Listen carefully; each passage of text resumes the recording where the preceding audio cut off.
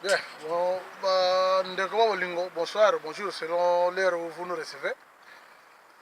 Tout ça, les vidéos, tout ça, suite, il y a suite FM, non, je suppose bien. Il y a autre ça là qui dit bonsoir, partie bonsoir avec le titre la RDC qui aime la paix. Donc maintenant, dernière partie dans tout ça là, mais avant tout ça, comme tout ça là, après la troisième marche, il y a le 25 février, nous avons observé au moins une minute de silence comme ça, tout va continuer pour la mémoire, il y en a des bateaux, bateau qui malheur na marche on a, bateau qui va bateau va bika qui va être Rossi par exemple, kufaki, na bateau qui va kangamaki, bateau qui va belaki, bon tout ça, silence, une minute juste silence.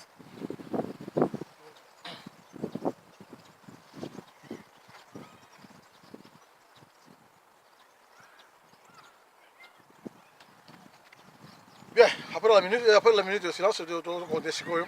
Donc, vous vous rappelez très bien que vidéo avant Oyo, tout ce qui a une énumération, il y a collabo, ça va dans politique rambe, bon, tout aussi chapitre, on a tout énuméré quelques numéros, quelques noms, après tout continuer.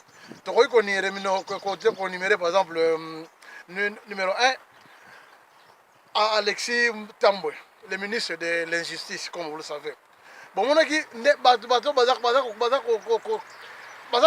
obéir na politique vraiment comme des chiens, ou même plus que des chiens, parce que Banyama Bazaka peut te dire, Moko, nous avons tout le monde à Anne, ce que je dis Anne au Gossa Silikambo, ce qui Anne a beau inaye. Yo to le mbo zo film beta film yo ta loka boye asa te to mo ni ke aseke pe ngote me o ba politicien na biso ba politicien na biso ba ibi ko sala maka monete so ki politique lobby il faut ça la ka pour nous sona ba ko c'est la mongo tout le monde que le 20 février Alexis Tambwe ministre de l'injustice a autorisé pour faire cours judiciaire bakende ko interroger banque on ko interroger j'ai koko mulumba mutaza gravement peut-être sur le lit d'hôpital baki ko na batuna ino so ko interroger mais to ko yeba maka soki batuna batanga bi batanga je bakuba avant comme ministre de justice faut ça passer quand même na faut baku juridique mutaza malade gravement malade parce que ça mais ça y est sur le plan international ba que information obtenue à base de torture, information obtenue par une personne qui est hors de soi, c'est-à-dire que amélie alcool ou bien à se droguer, information a fait ça et ça n'a pas de valeur juridique. De fois c'est la après bon on dit que basali opération basali analyse d'autres na bon on dit que ça bien mémoire na ça bien ben on va ensemble ça mais muto ça amura na casa hôpital bon ça est-ce que makamone ça ma jamais na mokili mba boso yebima et où kaka na république na RDC na mboka muso ezate après totali Corneille Nanga l'autre chien des politiques en Ambe. Dans les années passées, en 2017, dans le bail que moi tout ça là-bas, l'élection présidentielle est parce que on n'a pas le budget nécessaire. Mbongo est athée. Mboka lokola Congo, pas parce que Mbongo est athée, pas dans le budget. Après, avec le Simake, non. Tout ça, mon ce que vous avez parce que machine ya voter machine wana za truquer ayi bengo bien même yemoko même moi na ya suka ayi bengo bien mais abi ba ça sango alors que eloko quand si biso la minute voilà c'est que nous avons des Corneille Nanga a émis ce papier comme vous pouvez le voir. Nakoki kotangela bino rapidement botala nano bino moko argument ya Corneille Nanga pour élection ezala te Corneille Nanga natangela ta bino Corneille Nanga dit que c'est impossible d'organiser les élections le 23 décembre 2018. La tâche est lourde. Nous sommes obligés d'enrôler les nouveaux majeurs et les diasporales. Donc la date normale pour les élections c'est le 23 décembre 2023. Il y a d'abord sûr que comme en 2023. En plus, il faut enrôler les nouveaux majeurs. Bon, Corneille Nanga, est-ce que soki nangena na mina finga na moni ke osuka bien te yebisa ngai corneille nanga mbula nini ba nouveau majeur ba kozala te ba nouveau ba sa mbula soki eleki mu age mutu epusanaka mbula soki eleki age mutu epusanaka bo yo tangela nga siko eske na 2023 ba nouveau majeur ba kozala te bana ba kozala na 17 ans na 2022 tant bakoma 2023 bakoma ba nouveau majeur te est-ce que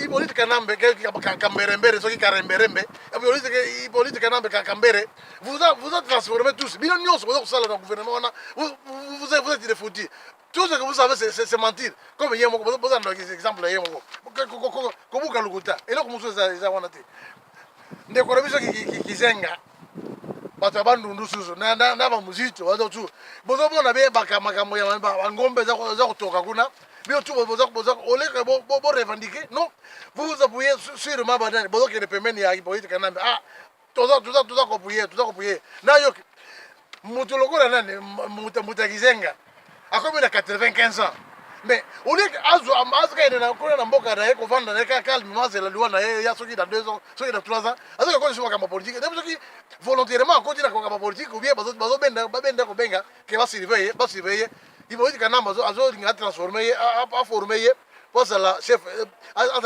ya Sénat de façon que tant qu'on commence chef de Sénat soki ya kufi Hippolyte Kanambe asonga sous na kiti ya compte et Kizenga on l'a refusé non il se présente là-bas voilà même makambo ngombe zo ko tellement nduluba bato bazo comprendre bazo yeba makambo bazo ya makambo te bali waki balbaki boso bato bangombe wana bazo armé moto voilà il y a un exemple bato défilé bato ngombe yango muto eza liboso muto yo yende muto ata pasteur atalo eloko ni ata na boko bamusu ba nzete bamusu ba singa pour mettre ngombe pa yeso zo kale même oya za sima na ndenge moko na nzete na maboko pourquoi pas boka mata tango moni ba bazo le garantir bo ba le tete bango bato ngombe bazo armé c'est même pas vrai. Et puis les Kamongombe wana tolobaki bien que ils ont complot ya nani Hippolyte Kanambe mutaza rwandais na baningane ba rwandais ba oteka Ngombe ba ko convaincre ko Congo bazo ba ko tamale malembe c'est la politique na bango kala ba ko takona bazo oh non voilà Hippolyte Kanambe en conférence en entretien avec le chef ya Bangombe et puis Bangombe ngo zomona bien que bazo mozitu na bande ko mozu ba biki Bangombe wana Bangombe wana bauti na esa ya pays mais est-ce que Bangombe ya bakongolais za kaboye na maseka ndengo bozo mona bien que mutu oyo azo beta le solo na Hippolyte Kanambe asa nilotique asa ndeko na rwandais baza bakope ba biki nani na Bangombe na bongo boni très bien devant Ngombe basa la bantretien babi ke Bangombe wana basa bakomba bauti na ese di Congo bazolinga baleka na bandundu po ko manaki ese Bangombe basa kaboy ti biso totoye banaka même au niveau batu un Rwandais soka telemi devant un Congolais mutu noir penza vrai ayo mako conditionné que oyo asa Congolais o asa non un Sénégalais soka ouest africain disons soka telemi devant un Congolais yo Congolais oya maloko ko di conditionné bon oh yo za Congolais oza mais oya ko sa bile ke Bangombe wana o baza maseka ya boye bauti na ese Congo donc bauti na Kasai kuna bazoleka na bango na mboka na kin vraiment il faut faire deep pour ne bloquer ngona o skizanga muke parce que nini zo boucher trop allez to comme la après Kizenga na commune na communiqué on va opesa ke ba confirmer que Bangombe na bauti na Congo bauti na ese bazoleka ngona na kini fait deep pour bilo on tout ça parce que bazo landa mimibeko ya nani ya Hippolyte Kanambe so que kiamba alo iboye il faut exécuter alors iboye l'ordre de outil ko lo faut que exécuter boye bien que besoin de tuer propre population na bino to leki siko na bande ko bisa ba militaire na ba congolais et ba militaire na ba policier ba mbuyi na ba piki est-ce que tu dois comprendre comment vous ko ça na inconscient ko ça vraiment na inconscience ya lenge bo komi nango et quand les policiers que ça va marcher marche pacifique OK couvrir marche pacifique policiers ont parvenir ko kamata munduki obeta moninga na congolais masasi bakufa après ntango baloba nini oh non babetaki masasi te ezalaki babandeka ojo babeti mpe babetaki eloko moko te biso tokoma kokanisaka ntango barwandais bavahir congo bamilitaire congolais bazalaki susu na armée te nzokende boza na bino kaka wana baofficier na basous-officier baza na armée toyebi bato lokola banani général kanyama oyo mboya plastique onga abenga mwa plastique bagénéral kakasongo bagénéral ebele baofficier bobino moko boyebi bango est ce que vraiment bokoki kosala coup d'état moko te bokoki kosala courage te mpenza kobengana politique kanambe il suffit pas seulement ozala gérard de division ou bien ozala gérard de corps d'armée osala coup d'état un caporal akoki kosala coup d'état un colonel akoki kosala coup d'état un capitaine akoki kosala coup d'état tozo ezali banani capitaine Thomas Sankara ntango azalaki burkina azalaki coup d'état na burkina faso azalaki général te azalaki capitaine banani colonel nani colonel Yombi Opango oyo azwaka pouvoir na Congo malgré combinaison na bango basalaka tu mpona balekisa marengo abi Yombi Opango azalaki général te azalaki colonel ndenge bayokanaki na bango na Sassou Nguesso azalaki général te la même chose Muammar Kadhafi na likolo na biso kuna na Libye ntango azwaka pouvoir azalaka général te azalaka colonel lisusu mais bino zala na courage bandeko bosala tumo bokosala quelque chose bakasi na bino peuple abimi na babala po abunda mpe bino no bino bokabani kosasi bobeti ole bokourage peuple ntango mboka yosukama nani akozala profite na mboka wana e bino mingi bino te ai na conseil wanani conseil tokende mingi te bino oyebi oyo aza kolabore te oyo baza kolabore bomeka kozala na conscience botika kokolabore conseil topesa bakolabore yango en général du façon générale ezala bapolicier ezala bapoliticien ole bozala bapoliticien bino boza bapoliticien na mosusu baconseil topesa bino ke oyeba bien ke boza kolia na ndoki alors soki kolia na ndoki oyebaka suka na yango sani boleli mutu na ndoki lobi yo mutu oleka wana ezwi libata soki libata aleki liboso esika bazolia soso ya bandoseka mais lobi yo mutu oleka nzungu wana eza erreur soyez vous-même faites Tshisekedi que son âme repose en paix alors il a dit ok prenez-vous en charge c'est quoi bon il faut respecter pour déclarer pour réclamer ma droit là où les droits sont bafoués vous allez bino moko soyez vous-même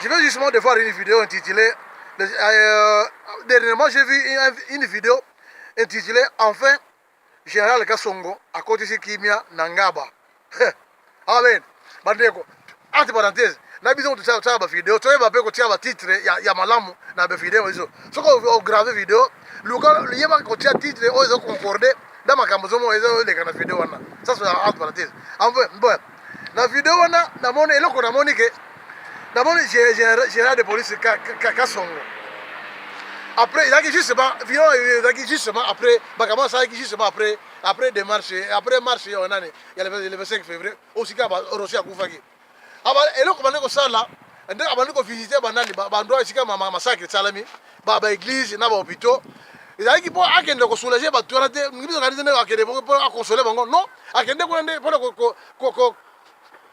kokumisa koblesse encore mémoire ya banani bato bazosouffrir kosalake mutu azwi bale ya nani bale réel ye azolinga mutu wana aloba teke azwi bale réel abi ke non eza bale ya caoutchouc azwi eza eloko mo te mais c'est quoi ça on eza koseka baninga ondosika ovanda na ndako na bana na mwasi na bana na yo olia fufu na yo okoti mpenza na hôpital esika mutu azobela mutu azwi likambo na marche oyo yo mpe kokoki koprofite nango okoki koseka ye ke bale wana eza bale réel te oyo babeteka masasi te bote eza mawa mingi ai bon na population congolaise ya kati ya mboka ou bien na population congolaise oyo aza libanda na diaspora tokopesa conseil totala par exemple du 9 au 13 mars vient de se tenir un conclave en Afrique du Sud conclave on a qui ya nan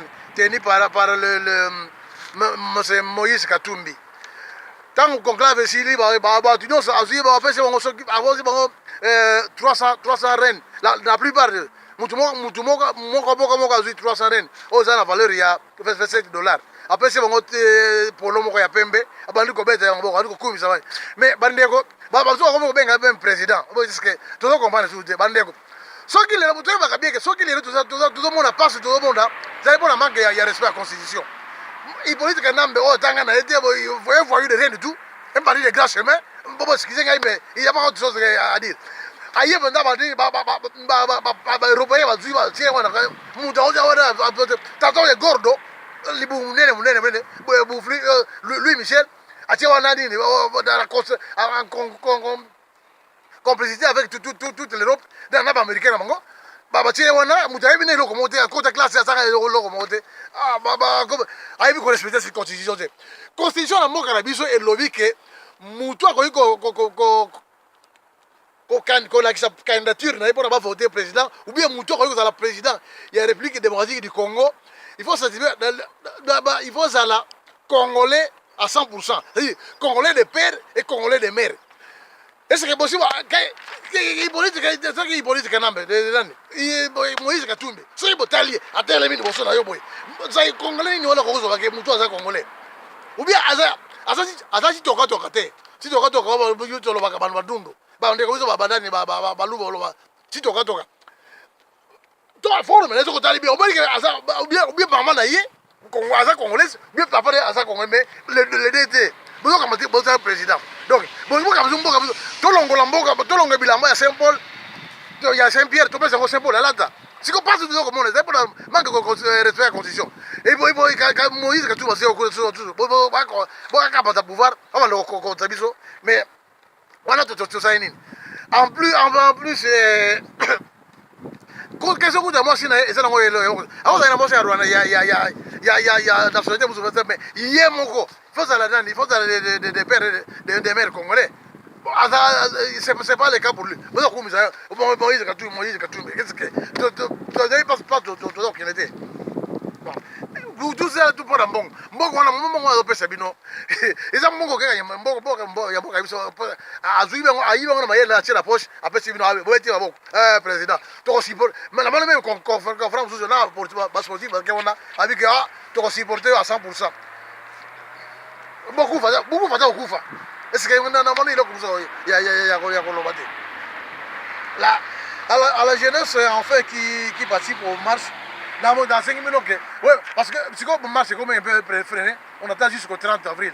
Si de moi qui n'a pas qui peut être dans le Kenya, au salon mais que l'on va l'ongate. Ali nga monter, maka azo kizenga ata comme ça. Ce que c'est invité à kolinga kuité pour faire. Donc, on parle de marche vous aux sous. Jour de marche comme ça là. Tout ko peut pas se to ben so to immédiatement to bola na idée na mutu. Que tant que na marche la terre vous bibanda ko ke na marché oyebi ke ko libérer mboka nanga bima avec l'esprit calme mutu na ça très bien si on mai mela mai bien ok na marché ko tumbola mutu te une fois comme na marché o bima na prévision na profit prévision aux années biloko moins mi balé na ko tinda mwana ya liboso mwana mbo fufu ozui fufu ya otiema liboke ata demi sakomi be sakomi moko osangisha ngona nani na mungwa munga ya obo mo minene te munga celle de table otiete papa osangisha ngo otie na poche na obo dango pourquoi ou bien ozui nani bozui bo za système ko inventer ba cocktail molotov casero mo eza mo ozui molangi ya plastique otie carburant na kati essence ou bien pétrole na lekisi katikati ozui mèche quelque part bien au journaux ba pavé ya bien ya carton oze pembeni obobe obizo to ogardango oze le komote obombi kaka alors en cas tango komi ko na marche eza marche pacifique au cas où bambuyimo yo bayebi ba droit ya ba citoyen te bayebi ba droit ngo moko te soka boni ka ba ko agresser bino ko biji kate awala le bobimisi ba makapongo ngo bobimisi lo ko ozi fufu ochena ni liboko petabe liboko boka bien tango mona muyimbo eza ko ya ko simba yo allez au bon nous pas to ngato na mutu ona sala expert na to sala démonstration mais ba tout tant to ya nzela juste ba comme que juste to comme à 2 minutes comme wa babengi yeke kosala la garde kuna yango ke aye sulu te si on te démontrer ngo donc vivu wana obete na elongi ntango ozwa na elongi na soki mungu eza te soki olingi otya mungu te okotya pilipili owanika ya poussière osangisi yango ntango okota na miso akomona sulu te alors botoli eloko ozalaki nango to ngondo to munduki mais soki bote munduki kobeta masasi ye bozwi munduki wana bokoki kobomba yango soki bote 20 to 40 bobombi yango na gouvernement oya sikere tokobimisa yango voilà biloko tozwaki na fait tozwaki na gouvernement ya kalambe yango bobimisa yango l'état azwa yango asala yango na makambo na ye wazanga en cas d'agression bon pour ce comme soki omoni vraiment ke kabona kosala policier soki abela komo te kobandela ye te fo ye abanda soki abandeli wana okomena tolano ya koterbi parce que policier aza na droit te aya koagresse moto pangapanga ni policier ni militaire bon à l'ex-président de la République démocratique du Congo Hippolyte Kamberemere là c'est Joseph Kabila toyebi ke asuka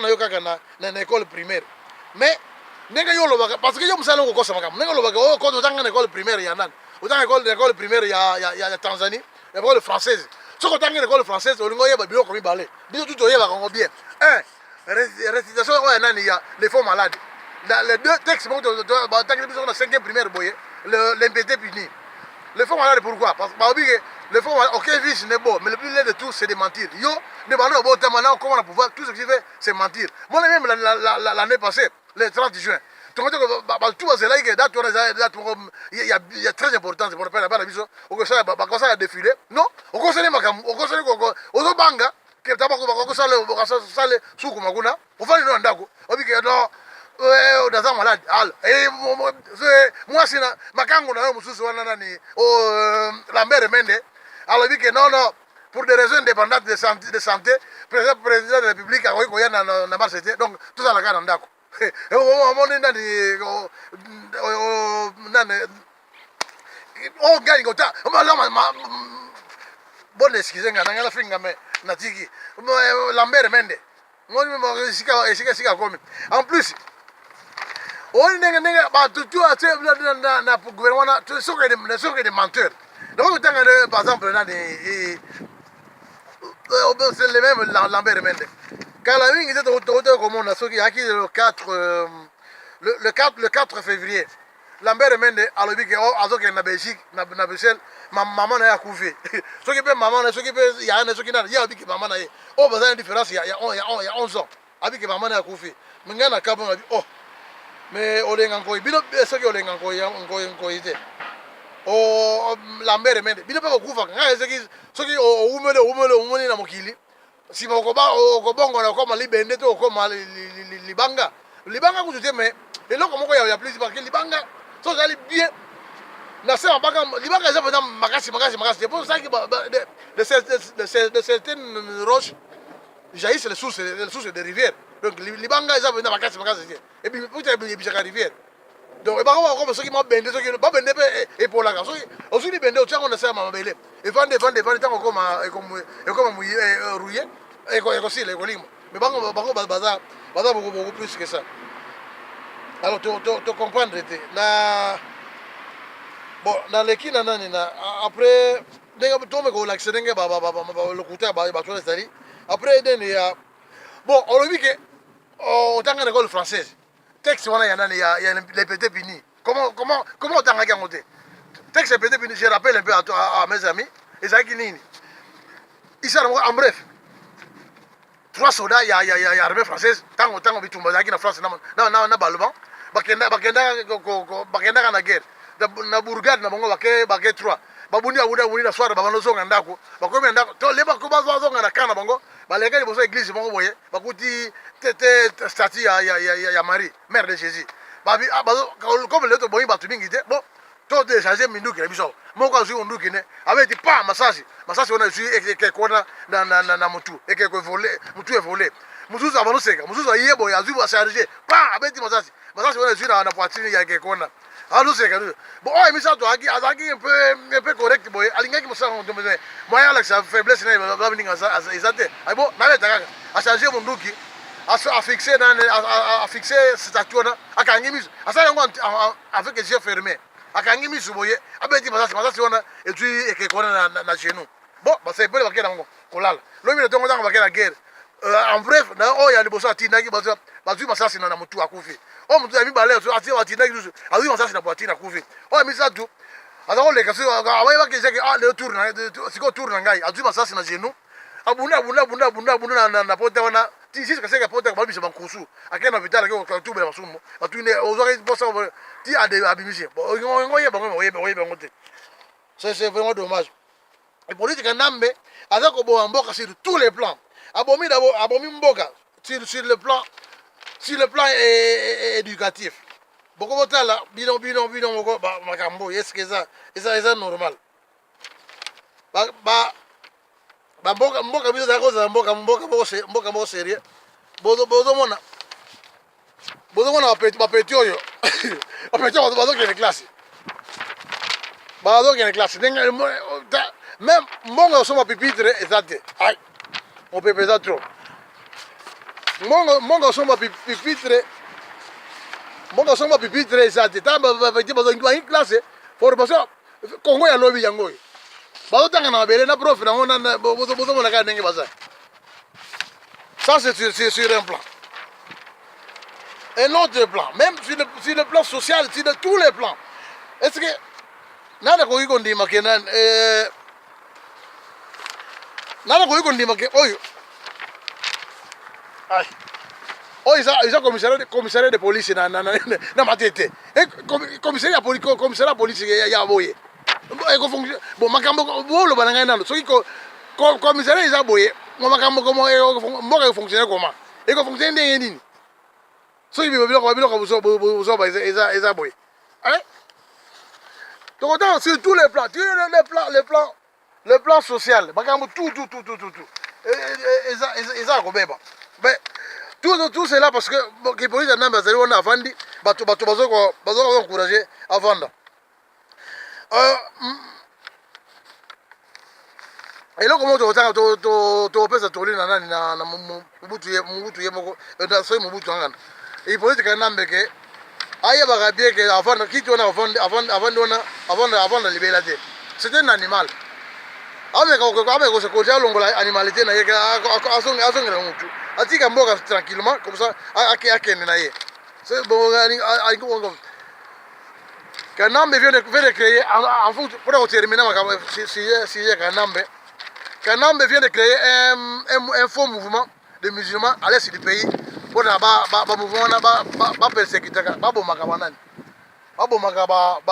chrétien. Mais maintenant tout le monde, pardon, tout le monde est là, oh, ils musulmans, il y a laissé, pardon,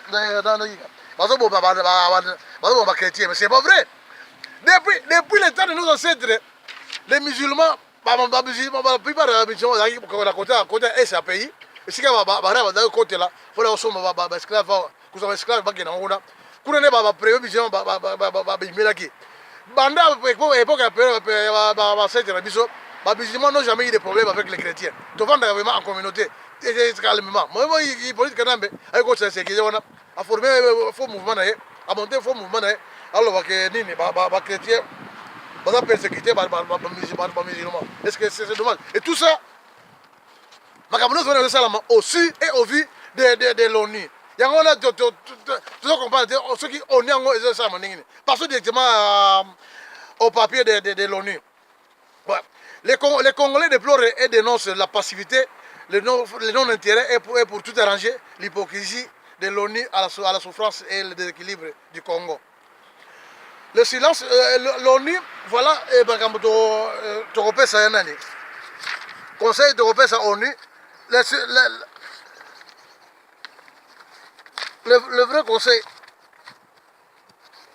le vrai conseil que nous donnons à l'ONU, c'est ça.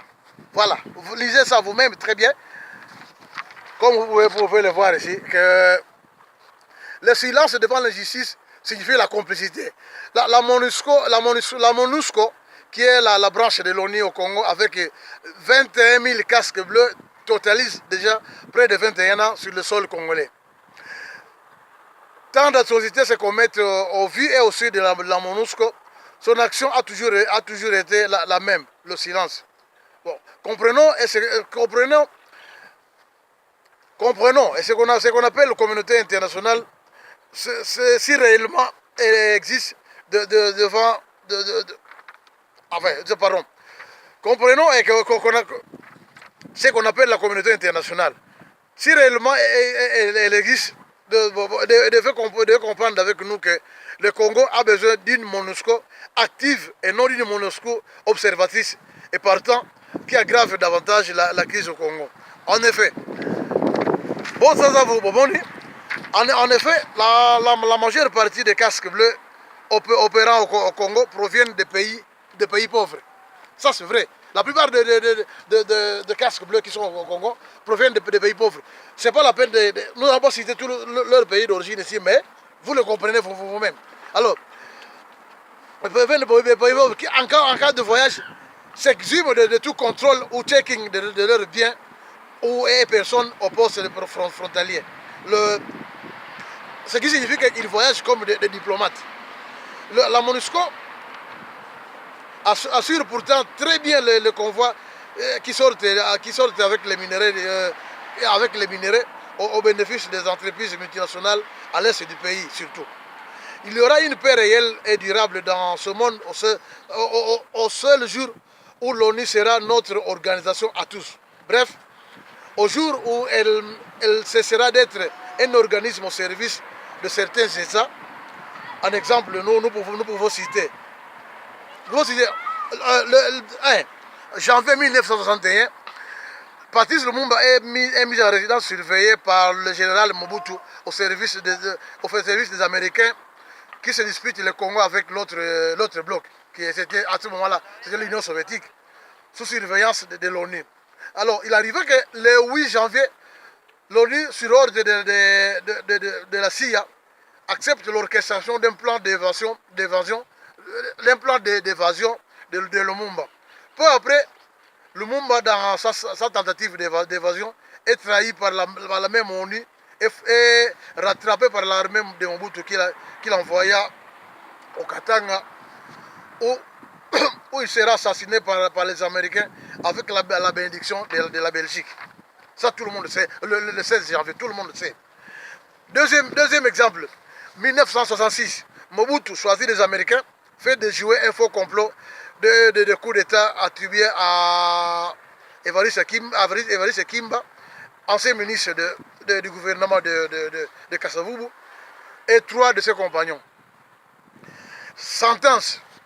Mobutu opte pour la pendaison publique et l'exécute.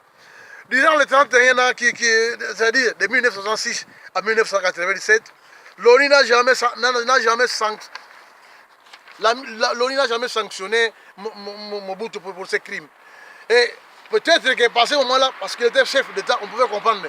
Mais 4 mois après, pendant les 4 mois de vie de Mobutu comme ex-président, quand il habitait le Maroc, donc l'ONU n'a pas pu prendre une décision pour le dénoncer ou bien pour le condamner. Rien du tout. C'est le silence. Alors, on va dire que vous voyez la complicité ou la faiblesse de l'ONU au Congo. Voilà. Troisième exemple, la République islamique d'Iran est souvent soumise à des sanctions de la part de l'ONU. Mais quel est le péché d'Iran? Dès l'année 1985, vous savez tous, 1985, l'Iran s'efforce très bien de former de perfectionner son armée. Alors tout le monde tu vois ces gens qui se disent que sont de grandes puissances, quand ils voient qu'un pays veut devenir une puissance économique, alors ils ont plein la gueule partout. Ils disent que ils font tout pour le combattre et pour le réduire encore à zéro. Alors c'est pour ça que les années 85-86, ils ont chargé l'Irak pour débattre directement l'Iran pour essayer de tuer. Jusque-là, l'ONU, tout ce qu'elle fait, c'est soumettre l'Iran à des sanctions. Mais la politique Kanambe, qui est une politique d'extermination, promis par Kanambe, ne subit jamais des sanctions. Pourquoi? On ne sait pas. Vous comprenez? Je ne vais pas dire ce que je ne vais pas dire. 2001, le 16 janvier 2001, Laurent Désiré Kabila, compagnon et patriote de parti Émile Lumumba, est assassiné par les Tutsis au service des Américains. Ça, nous connaissons tous. Parce que Laurent Désiré Kabila commençait déjà à faire la tête devant les Américains. La première des choses, quand il est arrivé au pouvoir en 1997, les Américains lui ont proposé d'aller s'endetter auprès des fonds monétaires internationaux. Mais il a refusé. Il a dit, mais je vais augmenter si moi je prends le prêt là-bas, je vais augmenter la misère de mon pays. On va essayer de lutter avec le pays qu'on a. Ils ont vu qu'ils suivaient les traces de Lumumba, donc ils étaient contre eux. Ils ont orchestré un plan, un plan macabre pour l'assassiner. Ils l'ont assassiné. Et jusque-là, l'ONU savait très bien comment ça se passait, mais n'a pas pu sanctionner ni Police Kanambe, ni Paul Kagame qui ont exécuté le coup. C'est vraiment dommage. En 2003, l'invasion d'Irak, vous avez vu que l'ONU était bien au courant des plans machiavéliques orchestrés par George Bush. Il a forcé le CIA à mettre un faux rapport pour dire que l'Irak avait des armes de destruction massive. Pourtant, ce n'est pas vrai. L'ONU n'a pas intervenu, n'est pas intervenu. Dans ce moment, une semaine avant la guerre d'Irak, qui n'était pas autorisée par l'ONU, les inspecteurs de l'ONU se trouvaient encore en Irak. Et Kofi Annan, qui était secrétaire au moment, il n'a pas pu tenir la compte devant les États-Unis que non, arrêtez votre connerie, laissons l'État aux inspecteurs faire le travail. Non, ce qu'il a fait, il a retiré tous les inspecteurs et l'Irak, une semaine après, l'armée est entrée là-bas, l'Irak est envahi. L'ONU n'a pas pu intervenir. C'est bizarre. Ici même chez nous, en 1997, vous vous souvenez nous nous rappelons bien l'opération turquoise, qui était une opération de guerre entre la France et les États-Unis pour avoir les intérêts, pour bénéficier des intérêts du Congo, du Zaïre au moment. L'ONU n'a pas pu prendre une position énergétique pour arrêter la folie. C'est vraiment dommage. Maintenant, on veut assister à la nomination de Paul Kagame, qui est un assassin, un grand assassin, un génocidaire à la tête de l'unité africaine. Et l'ONU ne dit rien. Parce que l'ONU, pour être puni par l'ONU, il faut être contre les Américains, après on te finit. Quand tu es très bien avec les Américains, tu peux commettre n'importe quoi. Ouais, tu es hors de danger pour l'ONU. C'est pas ce que nous attendons de lui. Kanambe, grand criminel, au régime hors de la loi, est à l'abri des sanctions onusiennes à cause des intérêts des Américains et des Européens. Et l'ONU, avec toutes ces branches, je vais dire, comment on appelle ça, ceux qui ont tué Kadhafi. La Cour suprême même, qui est en train de travailler en dehors de contrôle de l'ONU. L'ONU le contrôle bien, mais il n'intervient pas. Tu vois, vous avez vu que les pauvres Bemba qui est parti là-bas, ils ne méritent même pas cette prison-là. Mais ils ont retiré là-bas parce qu'ils voulaient mettre un peu d'autres au Congo. Il va intercepter les intérêts des Américains et des Européens. Il les garde là-bas arbitrairement. Vous voyez tout ça.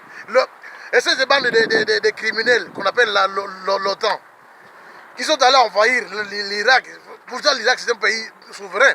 Ils peuvent être envahis comme ça, sans l'autorisation. Mais ils ne disent rien. Donc, il faut être seulement pauvre pour être contrôlé par l'ONU.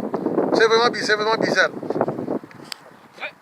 Alors, cette complicité de détruire vraiment le monde. Exemple, vous voyez la création d'Al-Qaïda.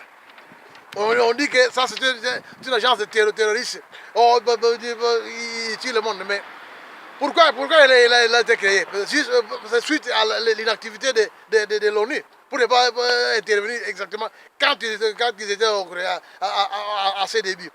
L'autre maintenant qu'on appelle l'État islamique, les Daesh ou les Tchis, c'est créé par les Européens pour leurs intérêts. Et l'ONU ne parvient pas à mettre des ordres là-bas. Maintenant, ce que j'ai train d'encourager Hippolyte Kanambe, qui cause des ordres là-bas, l'ONU ne peut pas prendre des décisions dramatiques pour le mettre hors de pouvoir ou bien de lui mettre à sa place.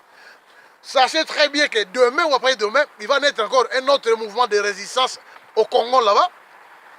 Que vous allez pour lutter pour leurs intérêts et que vous allez appeler aussi les terroristes parce que en ce monde quand tu luttes pour tes pays et que tu ne fais pas au bénéfice des grandes puissances, tu deviens directement terroriste.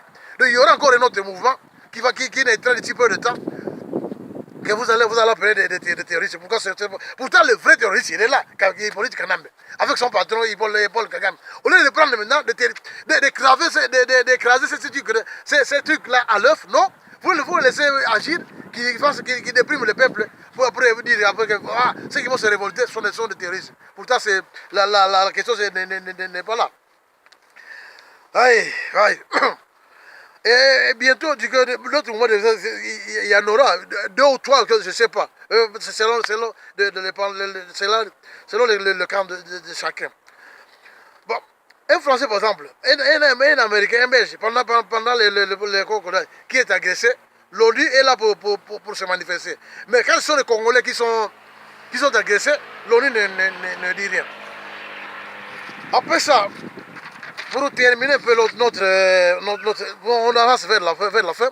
Vous avez dit que pour le politique canal, pour pouvoir le mettre à carte, comme vous ne pouvez pas, nous avons pris celui qui voit cette vidéo que nous avons publiée, de pouvoir la montrer au cardinal Mosengo, que nous encourageons encore beaucoup, très bien.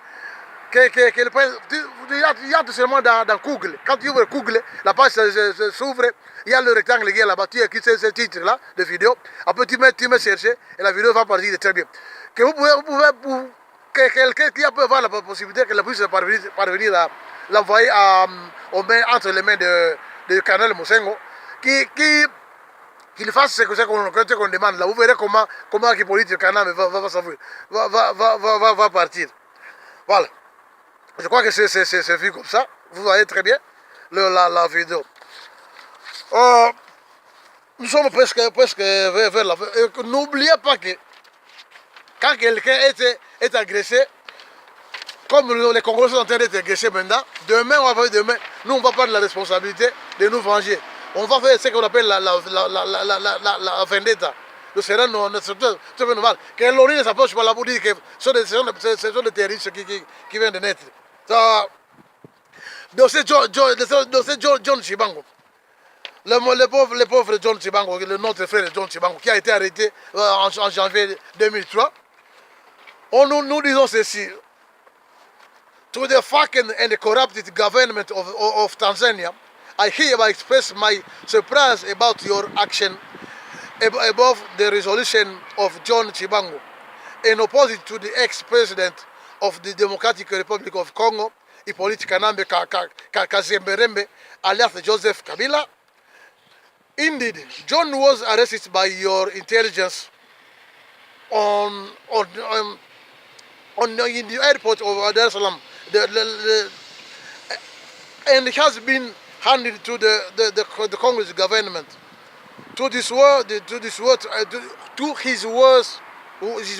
worst enemy.